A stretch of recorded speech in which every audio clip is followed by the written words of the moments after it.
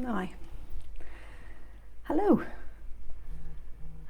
We are in day 2 of the Intuitive Life Design free series of videos. So welcome in. Again, as usual, I'm going to close down all these windows that Facebook pops up at you as soon as you go live.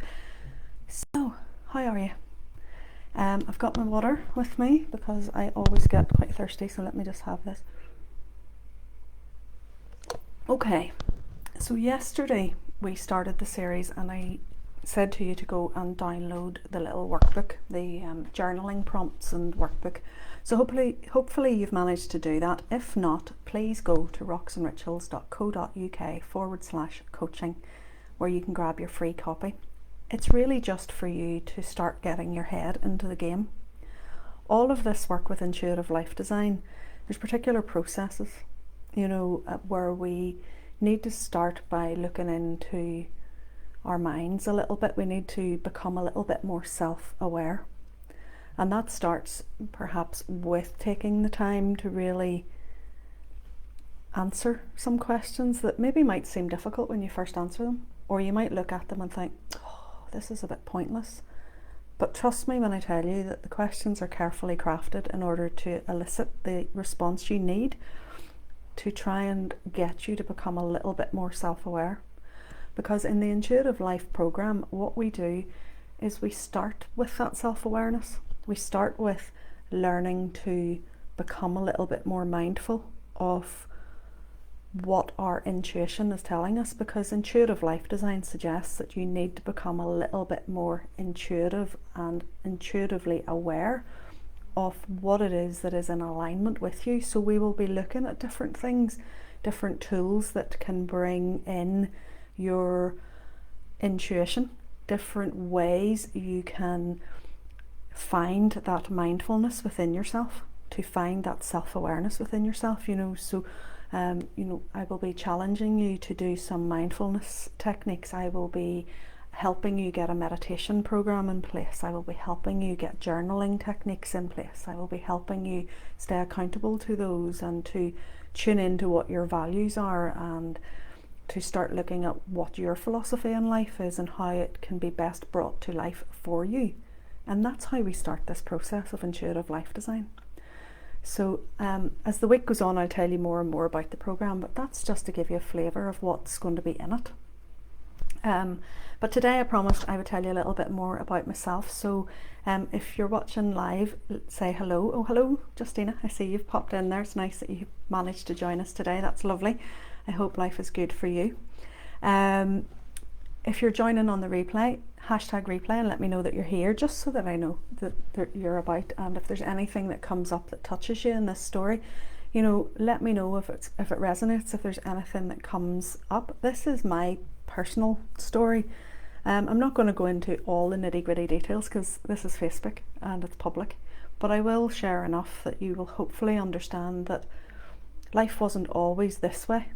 I have spent the last 10 years really working on myself, working on my self-awareness, working on my spirituality and my own values and life philosophy in order to create a life that resonates with me, a life that is in alignment with who I believe I am at a soul level. So that's kind of where this program has come from. It's come from me going through this process and then wanting to put it together, because Rocks and Rituals itself is all about helping empower you, helping you find the tools and techniques to heal yourself, to work in your way, to live your life on your terms. And it might be that you do that through learning Reiki or doing crystal therapy or learning the tarot or doing shamanism or any of the courses that I offer.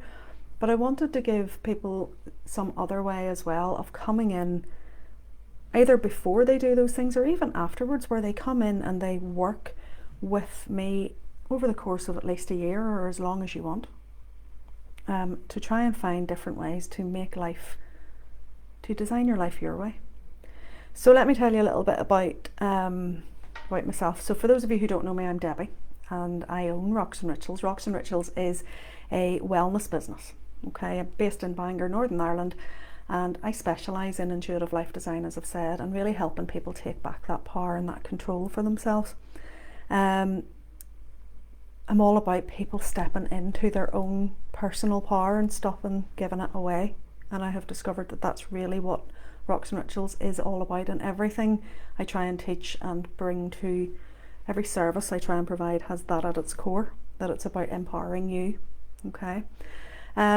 What else? I'm the author of the Reiki Solution, so that's a little short book all about the Reiki principles and the philosophy of Reiki, and it's suitable for everybody whether you do Reiki or not. It just explains the various principles just for today. You know, I'll not anger, I'll not worry, I'll be grateful, I'll be honest, I'll be kind. Those principles that are underpinning the foundation of the whole Reiki practice. And I teach Reiki all the time. Every month at least there's a class on at some level, and I have taught it to hundreds of people from all walks of life, and it's amazing. What else do I like to do? I love to paint. I like to be creative. Really more so in the last 5 years than anything else. I've really touched base back with that again. And when I'm not being a mum, when I'm not running the business and I'm not painting and I'm not teaching, I like to volunteer for St John Ambulance, and I'm one of their emergency ambulance crews, and I drive as well. So if you see me out and about, if you're in Northern Ireland, you'll maybe see me from time to time flying past in an ambulance. Oh, and I also look after my mummy, who's almost 88, and she's not in the best of health, bless her, so it's my turn to look after her. But my partner often says to me, I get so exhausted listening to all the things you're doing. She often says to me that I do too much, because I always like to be on the go. I like to always have something that I'm learning or something that I'm doing or something that's bringing value. I always like to gather little tools that I can then give to you guys. And that again is what intuitive life design is all about, because it's about bringing all the books I've read, all the courses I've done, everything that I have amassed and that's in here, I want to try and get out to you guys to save you having to do all that reading and research, because you might not like doing the reading and research as much as I do. But she always says to me, oh, I'm exhausted listening to you, you've got too much going on. But the thing about it is, I wouldn't have it any other way, because I practice self-care enough now to build up the energy, and I have designed my life in such a way that whilst it looks like there's lots and lots and lots going on, it's actually really manageable, because it flows, and I work in seasons and I do things at different times, and it really, really helps. And it gives me the energy. The self-care and the boundaries that I have give me the energy and the ability then to serve my community and to serve you guys and my coaching people and my students and all my clients, anybody who needs me, as well as the patients whenever I'm out and about in the ambulance.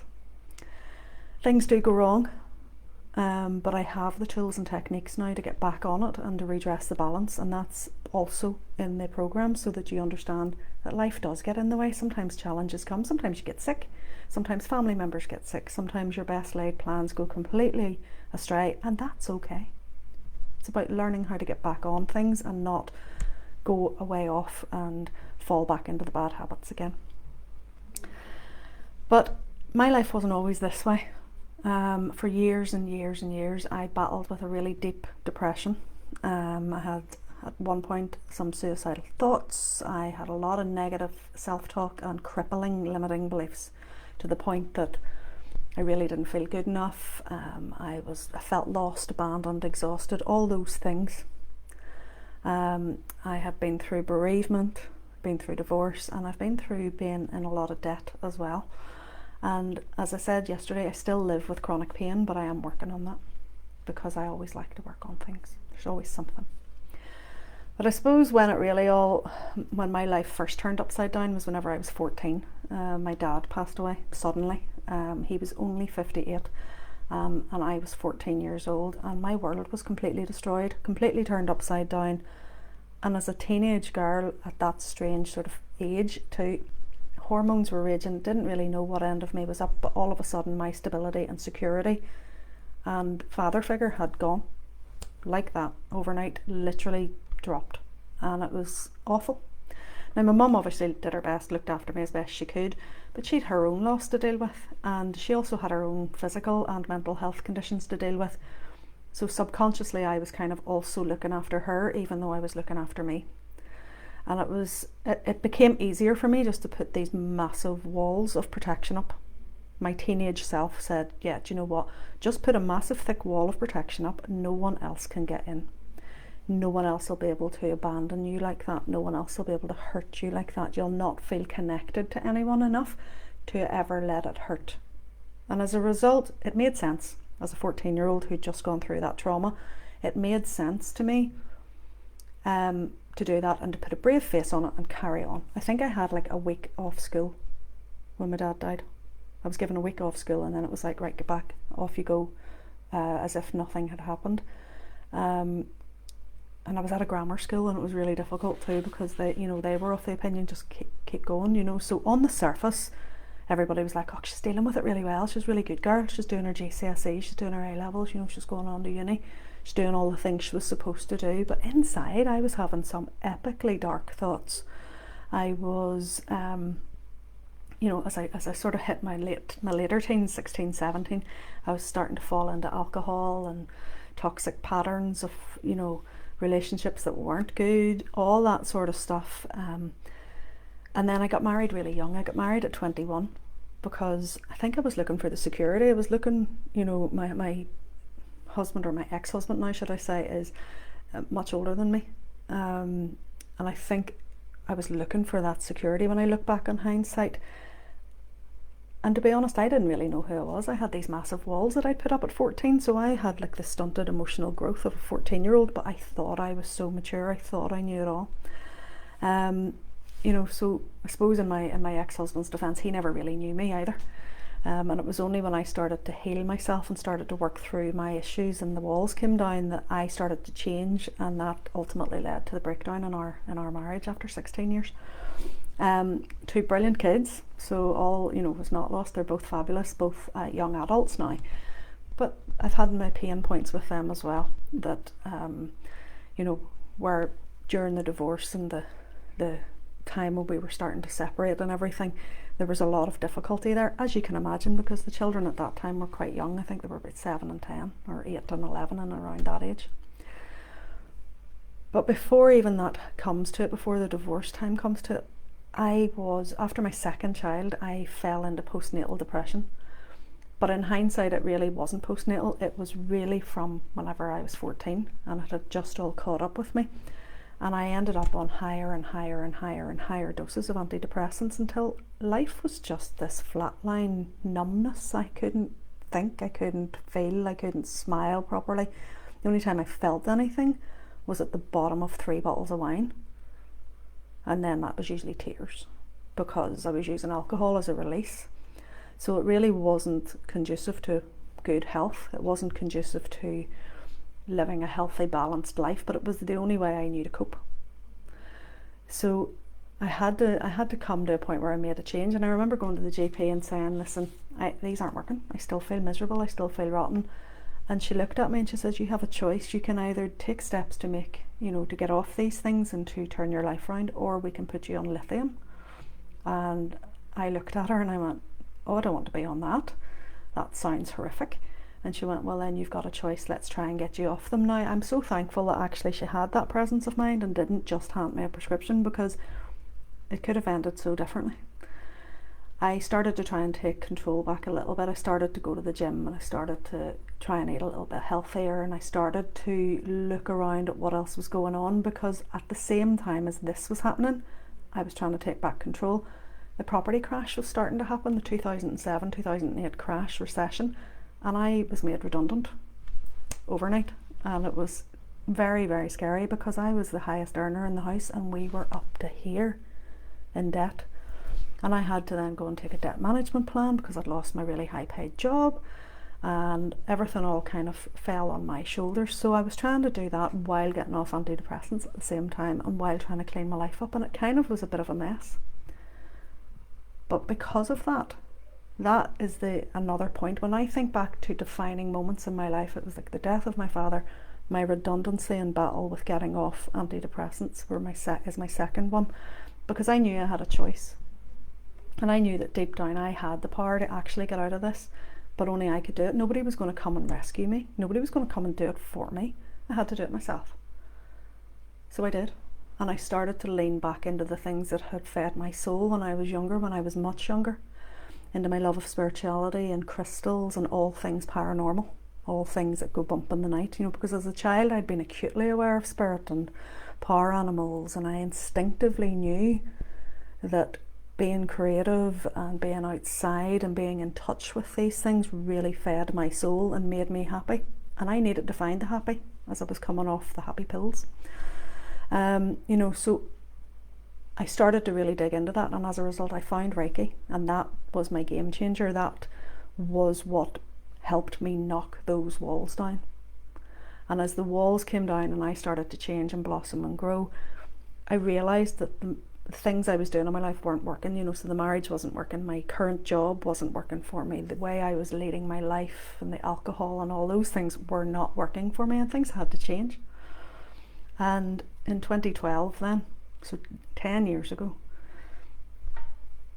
shortly in and around the time I did my Reiki master training, the walls came down and I had to make the decision. It was put up or shut up time, and I had to walk away from my marriage. I had to change my jobs, and not only that, I had to deal with the fact that I was developing feelings for my best friend, who happened to be a female, and this was really shocking to me. I was like, what is this? What is this about?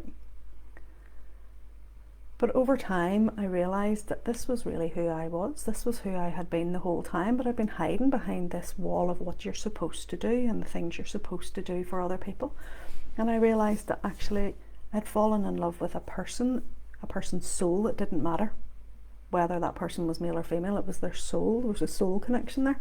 10 years later we are still together and are in a committed relationship, and it's really, really lovely because we've managed to support each other and through, you know, various things. But I quit my job and I moved into a different one. Now I was still working in IT, I was still working in a really stressful environment.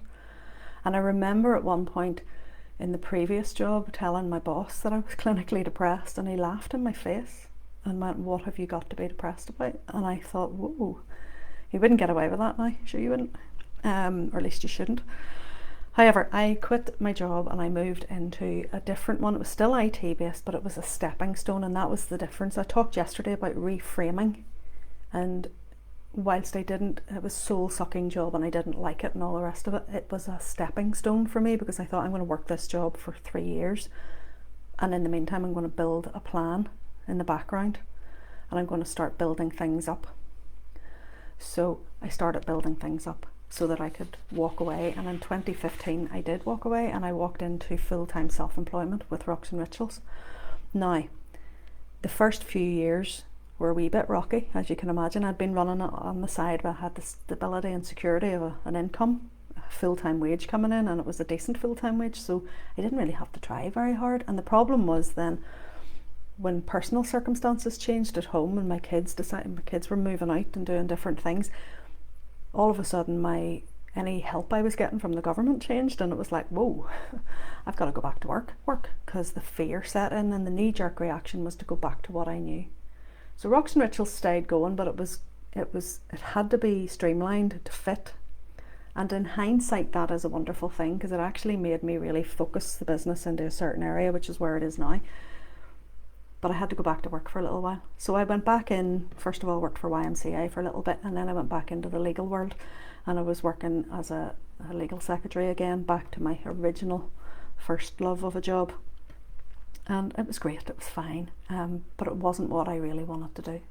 And I used the time to save a bit of cash and to put plans in place again, with the intention of going back to self-employment. And I went back to full-time self-employment at the end of January 2020, just a few weeks before the first lockdown, before this COVID crisis hit.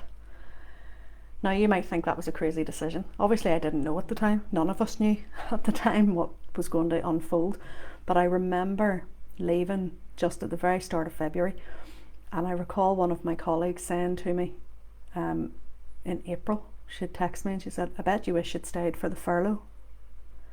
And I says, actually, do you know what, no I'm not, I'm glad I went when I did, because had I stayed and I had furlough coming in, I probably wouldn't have tried very hard. I probably would have fallen back into the old habits. But what I had to do, I had no choice. I was newly self-employed, no one was coming to save me again. and I had to do what I had to do in order to make the business work. So I had to show up every day, I had to walk my talk, I had to put myself out of my comfort zone. So I had to put the skills in place that I had learned over the 10 years to start to really bring together what it is I wanted to create. And because of that, I'm now running my life my way. I'm running a thriving wellness business, it's a training business. I'm painting when I want to. I'm painting at least once or twice a week. I'm intuitively connecting with my soul every single day. I am living the life that I barely dare dream to live. And if I could have seen this part of myself now 10 years ago, when I was going through like the breakdown of the marriage and the stress and all the craziness, I wouldn't have dared believe that this would have been possible. So if you're there now, if you're in the pit of that, I can't see the wood for the trees, and I'm in that, please use this story as an inspiration that you can do whatever you set your mind to do. It's little tiny steps. Mine started by literally making a decision. I'm going to get off these tablets, I'm going to do something else. I then took another baby step, and I started to do some walking. I started to look at nutrition. I started to look into spirituality, and gradually started to put little pieces of the puzzle in place that worked for me. And now it's got me to where I am now. And it's a journey. It's not over. I'm not like, there's no finish line where you go, right, that's it, I'm done. Because life's a journey and you've got to continue going. But right now I'm living my life my way. Of course there are challenges, and tomorrow I'm going to share with you a few of the challenges that are coming up this year for me and how I plan to deal with them, so that it can give you an insight as to how I would help you deal with your challenges too. And I'll talk a little bit more tomorrow about the Intuitive Life program, so that you can maybe decide if it's for you. But as I say, if you haven't already, get yourself over to the website, to rocksandrituals.co.uk/coaching, and if you scroll down you'll see the free Intuitive Life Design Workbook, and you can just click on the link. It'll open up a new page where you pop in your details, and then you immediately get access to the book. Any problems, let me know. And it is just journal prompts for you to think about and to scribble some ideas down. Nobody's going to look at them, so don't censor yourself, and enjoy and have fun. And I will see you again here tomorrow at 1 o'clock, and we'll talk about challenges and how you can face them. So leave me some comments, let me know if any part of the story resonated with you, any part of my story, if it has helped to inspire you. Let me know if you have any questions about the program. I will be answering all questions on Friday, on the live on Friday. So tomorrow is all about challenges and how to overcome them, and I hope I will catch up with you tomorrow at 1 o'clock. See you then.